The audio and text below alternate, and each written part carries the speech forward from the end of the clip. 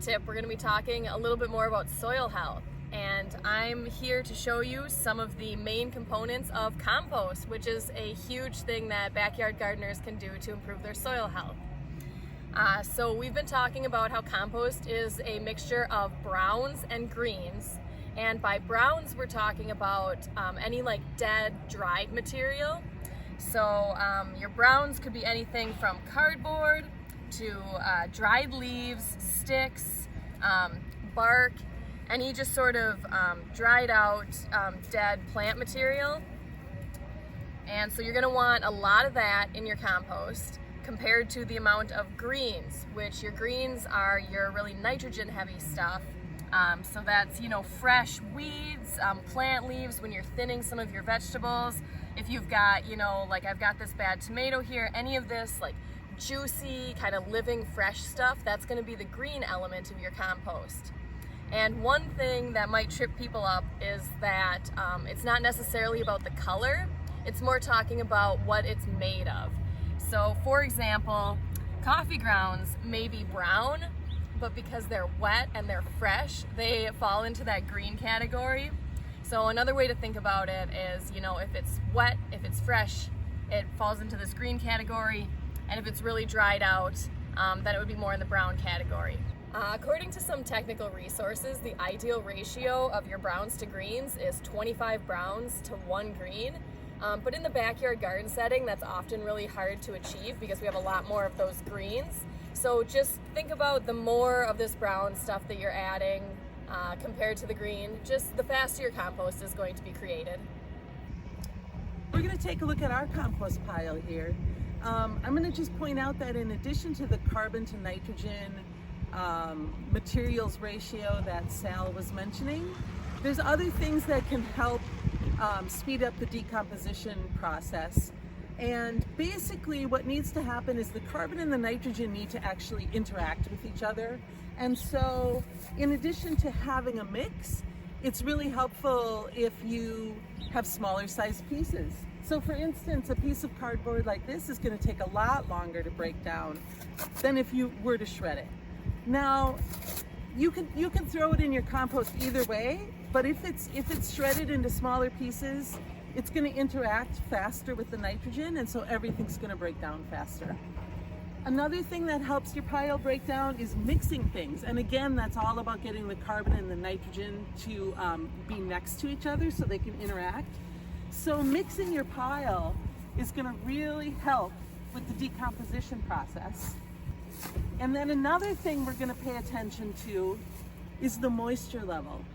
If a pile is too wet or too dry, it's also going to have trouble with decomposition. And so this pile is very dry. We've had a dry summer and it's also got a lot of dead material in it. So we're going to actually just water it as we go, and we're going to mix it all up. As we're digging into this pile, you can see that there's some decomposition already happening. The older part of the pile on the bottom here has some pretty dark already compost in it. And one other thing I wanted to mention is the way you can tell that your compost is actually finished. Two things. One, you shouldn't be able to recognize this stuff. It should be brown and kind of crumbly. And it should also smell good. Compost shouldn't smell bad. It should smell like good, rich soil. So another thing that we're going to do to try to help improve our soil health is we're going to plant some cover crops in this empty bed space we just cleared out. So cover crops are just kind of a broad category of plants. Some are small like cereal grains, some are legumes in the B and P family, and these can serve a variety of purposes. They can help just keep the soil covered, which is good for retaining moisture and preventing any like noxious weed growth. These also, sometimes they're cut down or tilled in, and that can help add that nitrogen-rich material to break down in the soil.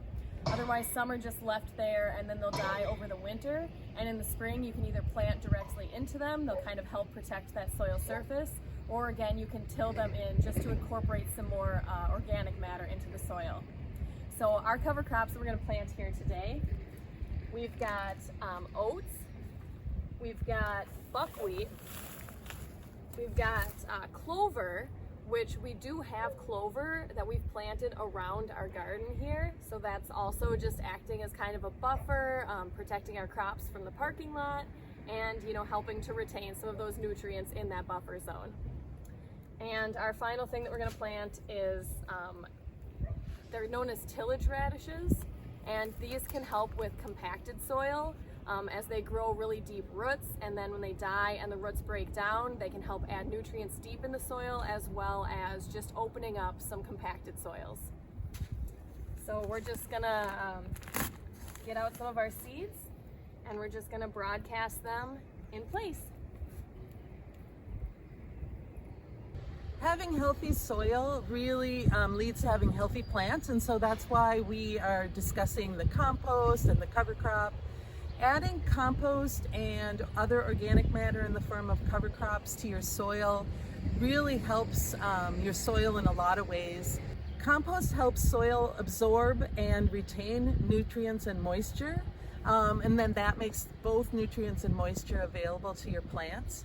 Compost itself actually has some nutrients in it that it releases very slowly, and so those nutrients become available to your plants in a manner that they can absorb, and it holds on to those nutrients so that they don't just leach through the soil. Compost also buffers the pH of the soil, so it'll make soil that's acidic more basic, and soil that's basic more acidic, which is also very important to plant growth. One of the final benefits of adding compost and organic matter in the form of cover crops to your soil is that it feeds the microorganisms in your soil.